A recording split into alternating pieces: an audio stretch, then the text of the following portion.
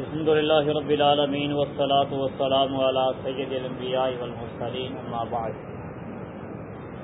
صحیح بخاری اور صحیح مسلم میں ام المؤمنین سید عائشہ صدیقہ رضی اللہ تعالی عنہا کی روایت ہے، کہتی ہیں کہ کان رسول اللہ صلی اللہ علیہ وسلم اذا اغتسل من الجنابۃ یبدأ فیغسل یدیہ، جب نبی صلی اللہ علیہ وسلم غسل جنابت فرماتے تو آغاز کرتے اپنے دونوں ہاتھوں کو دھوتے، ثم یفرغ بیمینہ علی شمالہ، پھر دائیں ہاتھ سے بائیں ہاتھ پر پانی ڈالتے، فیغسل فرجہ، اور اپنی شرمگاہ کو دھوتے، ثم یتوضا، اس کے بعد پھر وضو کرتے جس طرح نماز کے لیے وضو کیا جاتا ہے، ثم یاخذ الماء فیدخل اصابعہ فی اصول شعرہ، اس کے بعد پانی لے کے انگلیوں کو بالوں کی جڑوں میں داخل کرتے، ثم حفن علی رأسہ ثلاث حفنات، پھر سر پر 3 چلو پانی کے ڈالتے،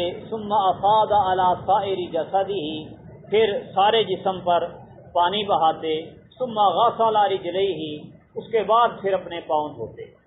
ام المؤمنین سید عائشہ صدیقہ رضی اللہ تعالی عنہا اور ام المؤمنین سیدہ ام سلمہ رضی اللہ تعالی عنہما دونوں نے نبی کریم صلی اللہ علیہ وسلم کے غسل کا طریقہ کار بیان کیا ہے، ایسے ہی سیدہ میمونہ رضی اللہ تعالی عنہا نے بھی غسل کا طریقہ بیان کیا ہے۔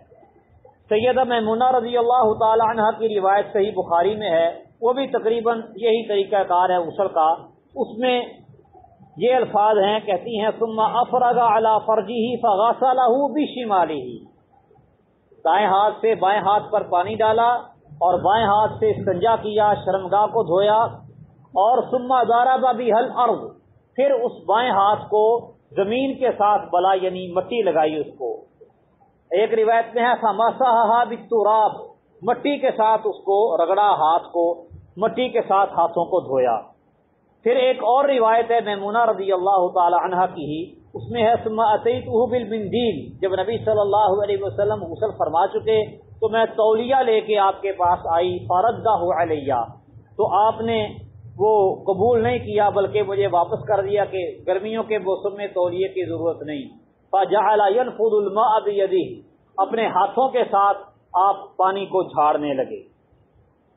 اسی طرح ام سلمہ رضی اللہ تعالی عنہ کی روایت ہے صحیح مسلم میں، کہتی ہیں اللہ کے رسول صلی اللہ علیہ وسلم میں ایسی عورت ہوں کہ اپنے سر کے بالوں کو بڑا اچھی طرح باندھتی ہوں، چٹیا کرتی ہوں، تو کیا میں غسل جنابت کرنے کے لیے سر کے بال کھول دوں؟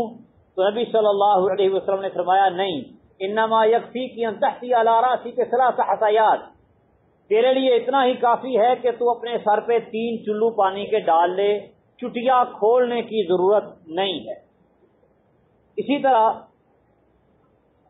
ام المؤمنین سید عائشہ صدیقہ رضی اللہ تعالی عنہ کہتی ہیں، ان کی روایت صحیح بخاری اور صحیح مسلم میں ہے کہ میں اور نبی صلی اللہ علیہ وسلم ہم اکٹھے غسل جنابت کرتے، ایک ہی برتن سے، ایک ہی برتن میں پانی ہوتا، اسی سے ہم دونوں اکٹھے غسل جنابت کرتے، تختلف فیہ ایدینا من الجنابۃ، غسل جنابت کرتے اور ہاتھ ہمارے مختلف ہوتے، یعنی کبھی آپ پہلے پانی لے لیتے کبھی میں۔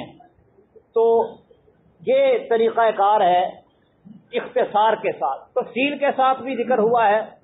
مثلا اس روایت میں آیا ہے کہ نبی صلی اللہ علیہ وسلم نے نماز کے وضو جیسا وضو کیا، اس کی پوری تفصیل بھی ذکر کی ہے ام سلمہ رضی اللہ تعالی عنہا سیدہ عائشہ صدیقہ رضی اللہ تعالی عنہا نے، کہ آپ نے پہلے ہاتھ دھوئے استنجا کرنے کے بعد، شرمگاہ کو دھونے کے بعد ہاتھ دھوئے، کلی کی، ناک میں پانی چڑھایا، ناک کو جھاڑا، پھر چہرہ دھویا وضو کے طریقے کے مطابق، داڑھی کا خلال بھی اس میں شامل ہے، پھر بازو دھوئے، انگلیوں کا خلال بھی اس میں شامل ہے۔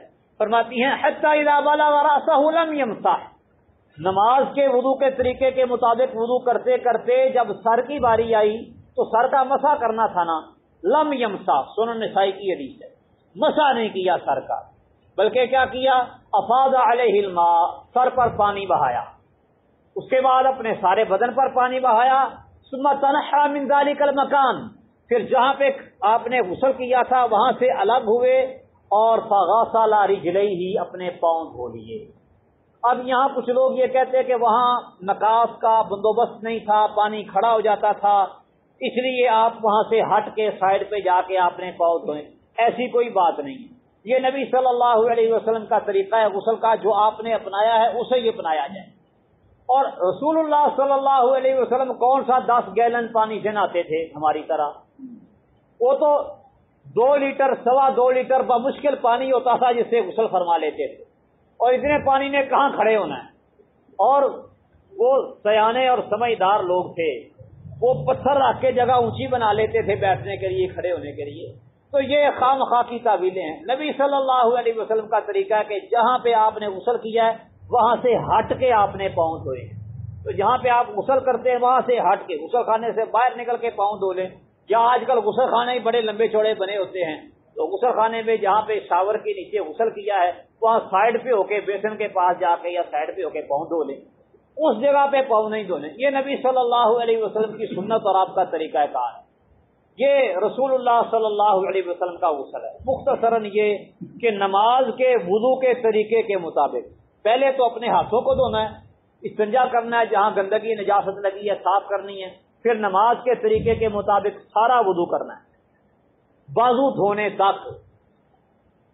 دھونے تک سارا وضو بالکل ویسے جیسے نماز کے لیے کرتے ہیں. اس کے بعد جب سر کی باری آئے گی پھر مسح نہیں کرنا، یہاں سے ترتیب بدل جائے گی. مسح کرنے کے بجائے سر پہ 3 مرتبہ پانی ڈالنا ہے.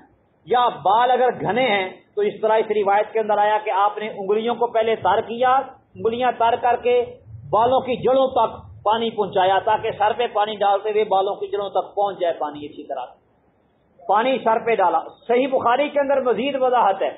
آپ نے 3 چلو سر پہ ڈالے پانی کے، پہلا دائیں طرف، دوسرا بائیں طرف اور تیسرا سر کے درمیان میں. یہ طریقہ نبی صلی اللہ علیہ وسلم کا، سر پہ پانی ڈال دیں. اس کے بعد پھر سارے جسم کو دھو لیں. اس میں بھی اگر وہی احتیاط رکھیں ترتیب کہ پہلے دائیں جانب کو دھوئیں پھر بائیں جانب کو، اسی طریقے کے مطابق پھر بعد میں وہاں سے ہٹ کے پاؤں دھو لیں. یہ مکمل غسل جنابت ہے. جنابت کے لیے غسل کرنا ہو یا ویسے ہی غسل کرنا ہو، مثلا جیسے جمعے کے لیے غسل کیا جاتا ہے، تو طریقہ کار یہی اپنائیں غسل کرنے کا، روٹین اور معمول یہی رکھیں. اللہ سبحانہ و تعالیٰ سمجھنے عمل کرنے کی توفیق دے. وما علیہ الا البلاغ.